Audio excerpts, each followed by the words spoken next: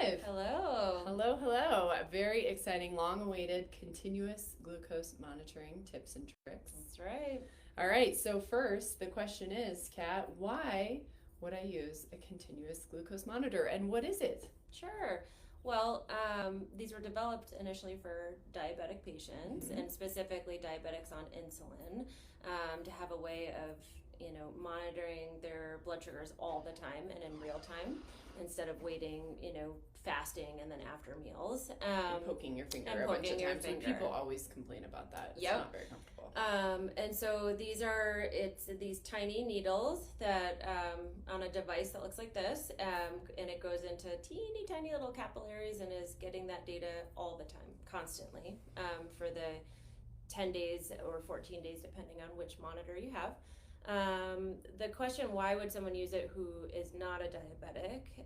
The thought is that even if you're not a diabetic or even a pre-diabetic, that you may still be experiencing big changes and fluctuations in your blood sugar, where like a lab test like an A1C would show you your average, but it's not actually showing you. Maybe you had a sugar in the 180s and then you had another one in the 50s. It doesn't give you that information. It just says, oh, your blood sugars are fine based on your A1C.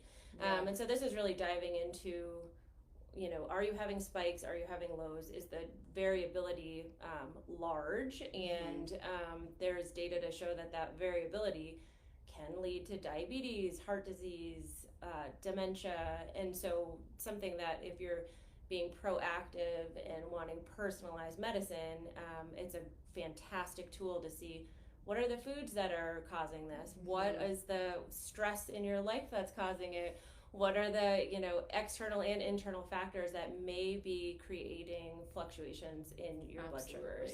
Yeah, I often say like the A1C is like looking in your bank account for how much like money you have. It's a 3-month window of like your red blood cells and how much sugar they get attached to them as they live, and red blood cells live on average about 3 months, so that's how we know that that's what we're looking at. But I've always suspected that in Colorado, like at a high altitude, maybe our red cells don't always live the same life as like people in Florida, for example. So I've always like wondered if that number here is different based on, especially like our high intensity cardio cyclists will sometimes come in with that like pre-diabetic range of 5.7.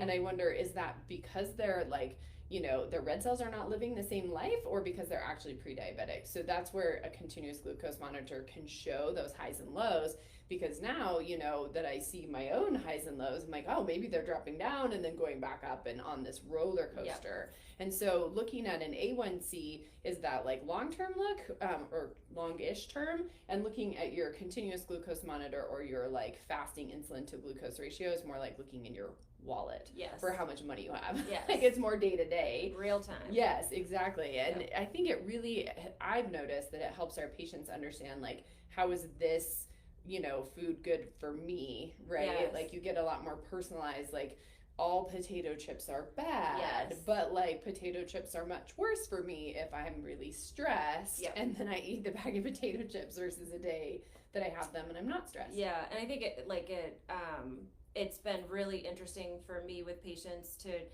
patients who are like, oh, I eat, keto or paleo and to keep my blood sugars in check, but actually then when they're using one of these, their sugars are all over the place. And interesting. Yeah, and so for them, like maybe it's okay to eat, potatoes or whatever the carb is that they've cut out. Like, right, it's different. Or maybe if you add protein to the carb, you're gonna stay stable. That's usually what I've seen with people. Right, yeah. Is okay, you have a carb, but add protein and fiber, and your blood sugar stays completely the same.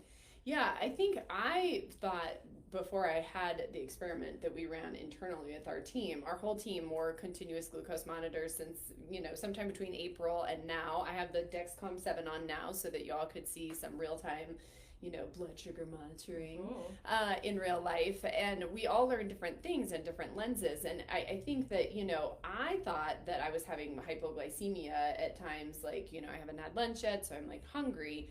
But it's amazing, like my blood sugar right now is probably totally fine because of homeostasis. My body is so good at maintaining my blood sugar, and what it isn't, so I'm 94 right now, and I've had all of an English muffin today, so my body just knows how to keep me in that zone because that's what it does. It mobilizes from the liver and says, okay, well, she hasn't been having any calories, so we're going to get this sugar out of the liver and keep her, energy up. But it's not a calorie monitor. So if you're actually hungry, wearing a continuous glucose monitor is not a reason to restrict your calories. Right.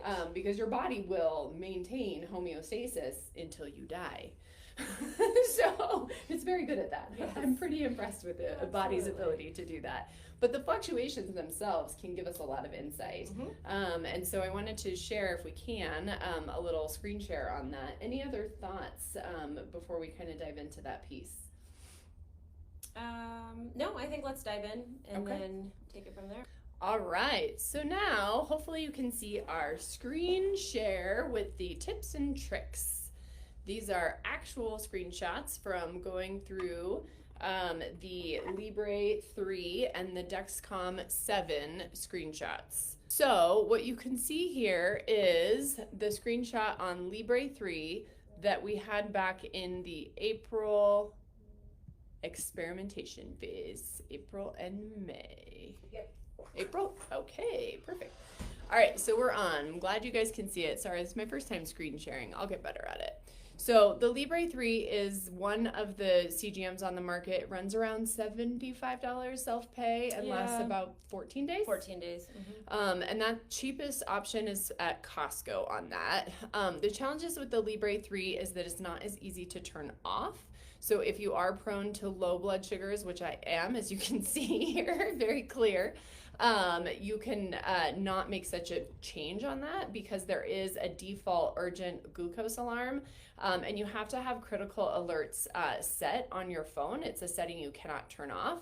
So the best trick I learned after 1, 2, 3, 4, 5, 6, 7 alarms from 1:40 in the morning on was to put my phone outside.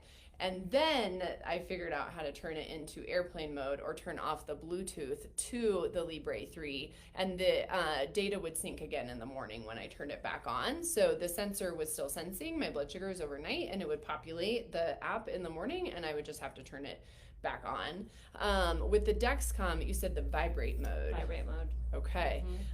Still woke me up this morning, but that was silent mode, not vibrate mode. Yep. So hopefully. Yeah, so we actually don't, it's okay if your blood sugars are low. Your body is going to get back to that homeostasis. You're not going to go into a hypoglycemic coma in the middle of the night. I didn't last night, even with a blood sugar Turns of 40. out. I know. That doesn't happen. I'm here to tell the story today. And so it's another, don't freak out if you're using this and it's low. It may not be, it's not, maybe there's an accuracy thing. If you sleep on that arm, it can be inaccurate. It creates like a localized compression of those capillaries, and so then it's not getting an accurate reading. So it's not as accurate for the lows as it is for the highs in terms of validation of the tool. And I think where we care about the lows is that a lot of times, and I think this is on a slide coming up, but you'll have these reactive highs because it's been low. We absolutely care about that. But in terms of a low, being something that you urgently need to go to the emergency room with, that's not the case. Yeah, it's designed to have these critical alerts because if you are on insulin, and let's say you took a big bolus of insulin at night and then you start to get low, you may need to wake up and take something for your blood sugar in the middle of the night. But if you're not a diabetic on insulin, these urgent alerts do not apply to you. So here's a bunch of tricks for the Dexcom on how to turn them off. So this is a screenshot of what comes as the default in the middle there. And then on the right-hand side is the settings that I changed in that alert section last night, but I put on the silent mode and it only lasts 6 hours. And so it woke me up. So vibrate is a better way to go there. In terms of things that we have noticed in our internal workings, I got to see a lot of things play out on the continuous glucose monitoring that I have long suspected as part of insomnia, chronic stress, perimenopause. That a good night's sleep makes a huge difference not only in how you feel, but on how some of your normal balance mechanisms in your body work, including your blood sugar. So on the right hand side here, you'll see the Whoop, which is a wearable device that I have been experimenting with. You see a good night's sleep, that I had a lot of deep sleep and a lot of REM sleep. resulted in great glucose stability the next day. It's Beautiful. absolutely glorious. The only nice even glucose I saw like this on our team, besides this one good day for me, was people on the GLPs. Can you speak to a little bit about the GLP patients that you've seen, this like nice, stable, boring blood sugar level? Because this is the only example I have. So if you're going to use a GLP, do this before, because once you're on a GLP, you've got like a 20 to 30, point change. Like it does not change much at all. You may have like one kind of outside of the box level in either direction, but it's a real steady state. So I wouldn't recommend using it for the 10 days or 7 days, because it's not going to give you good information. That medication is helping in the way that it's supposed to. It's great to do before starting Ozempic, Mounjaro, tirzepatide, semaglutide, because you actually get the data points of how it's going to benefit us. And I think long term, that's how we're going to see those medications benefit longevity, brain health, heart health, diabetes and inflammation is because of the stability. Right? Just like a good night's sleep. Not like you can get a good night's sleep all the time when you're perimenopausal, sadly. Coming up next. So for a long time, I have heard people talk about waking up at 2 or 3 in the morning and not being able to go back to sleep. Oftentimes people are like, well, I have to go to the bathroom. But usually that's because of awake episodes, this deep light sleep combo. So you can see on this drill down of the right hand side of the whoop, there are many awake and light sleep periods. And in 2 of those awake and light sleep periods, you can see these spikes on the right hand side correlated with the drop in blood sugar here time wise. So around midnight and early morning, I had blood sugar drops, and that's actually what likely drove me into that light sleep phase. Because as soon as your blood sugar goes down, your body's like, we're out of sugar. Get the glucose going, get it out of the liver, get the cortisol up, and then you get an awakening response. Then if you're perimenopausal or anxious or have something going on in your life, then you're like up and thinking. And that's what we have here, demonstrated by graph. And then you get to see the fluctuations the next day after not sleeping well are not so pretty. There's also perimenopausal changes in the luteal phase. Estrogen and glucose have a very interesting relationship that I did not realize before. But when your estrogen levels start to fluctuate, insulin resistance goes up. So we see many women who go through their 40s and 50s with, hypoglycemia before, or sensitive, and, are always, thinking that they're low or even having documented lows. Then they show up past menopause or perimenopausally as pre-diabetic. And they're like, what happened?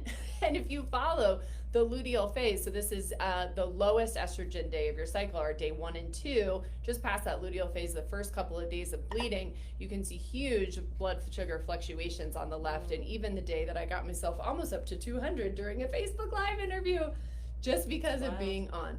And I'm not a diabetic, for the record. My A1C is a 5.1. So these fluctuations all on the screen are totally normal fluctuations, day to day, but influences and factors. You can see the good night's sleep day. You can see the not so good day. I had another day that I didn't sleep well. Went to Easter the next day, and my family member said, hey, do you want to try this non-alcoholic beer? And I had not seen a blood sugar that high all week long, besides the Facebook Live. It got up to 175. And look at the fluctuations throughout the day. The next day I had a typical Monday, and again, you can see the fluctuations much different. This is all that, that week of the low estrogen week. And if you had just looked at your A1C, you would think, I'm great, 5.1. I think you would see here on the monitors that actually my A1C this week, if you could just A1C this week, would probably be more higher. Like 5.6. Maybe even 5.7, right? Because of the fluctuations. But again, we have to look from all the different lenses. So what's this, Kat? This is an example of another patient that we had who is perimenopausal and had also, this was during the nighttime as well, correct? So blood sugars dip down, and then you can see in the daytime it just fluctuates, goes up and up and up. Yep, and has some fluctuation there.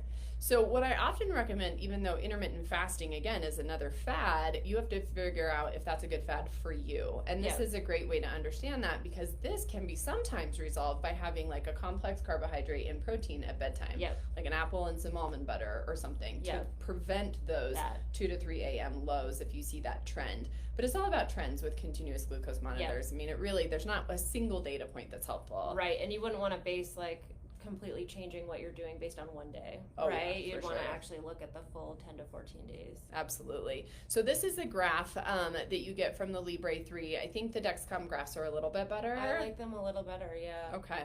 And the Dexcom has the other app, Clarity, that goes with it, that helps you to understand what? Trends. Okay. Yes, that's where you can get a lot of good trending data. So there's 2 apps with the Dexcom. Yes. And then 1 with the Libre. Yes.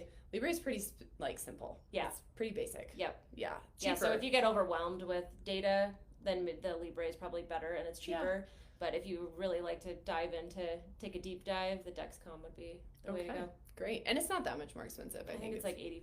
Yeah, okay. So this is the daily graph with the Libre. This is also an average glucose. So you can see here, this is where I would say my A1C wouldn't be 5.1 based on this average glucose from the experiment that I did. But you can also see that the joy of homeostasis is keeping me generally where I need to be. Now, a couple of the main points that we wanted to just hit today. So it has to be good data for us to rely on it. And in medicine, you hear us say all the time, well, that's weird, lab. Let's just recheck, right? So if you're not getting good data, it could be that the sensor isn't working. Mine fell off towards the end of the 14 days with the Libre. It could be that you got a bad sensor. It really sucks when they cost $75 each. Yep. But you can get bad ones. So don't let it be like a torture device for you. If it's not good for your mental health, then take it off and worry about how you actually feel, not what your app says about what you feel. The other pieces for sure are the kind of the stages. Yeah. Will you explain it? Yeah, well, so the first stage we see is usually people just getting like obsessed with the numbers and getting really paranoid, like I'm having a low or I'm having a high. What does this mean? Am I gonna die? Essentially. But also really getting obsessed. I mean, I even found myself like I'd have a bite of something and I'm like suddenly checking to see what is it doing? That one bite. And then you kind of ease in. So that's maybe the first couple of days where it's, new and exciting and nerve-wracking. And then you start learning. And so I remember having like oatmeal for breakfast one morning, and that spiked my sugars up pretty high, even though it's considered a low glycemic food. Yeah. And then I added egg white to it and berries the next day, and it was totally in range and beautiful. Wow. And so I learned along the way, like, it turns out that it's true. Protein, fiber with your carbohydrate can keep blood sugars really much more even keeled. And then there's like this awesome thing called the Hawthorne effect, that is when someone is watching you, you change. And that's actually like the accountability, which we've talked about, and what Healthy Living, our program, is all about, is like actually having someone checking in, and that's when change does happen. Yeah, and that's how we like to use our, education around continuous glucose monitors, whether you're pre-diabetic, whether you've gained weight and that you didn't want during COVID, whether you're premenopausal, perimenopausal, whether you have diabetes in your family and you're totally paranoid to get it. Our Healthy Living program is where Cat really dives in with, all of these pieces: accountability, monitoring, making sure that you're meeting your health goals, using all the tools at our disposal, including the medications if you need them, to really understand how, this snapshot of something so simple as your blood sugar fluctuation can have these downstream dominoes for your long-term health. So if you want to be super proactive, this is an awesome tool. Absolutely. Yeah, but it can also make you a little crazy. Yeah, just a little crazy, but... Yep. Excellent. Well, let us know if you have anything to ask. Put it in the comments and we'll reply. And I hope you have a great day.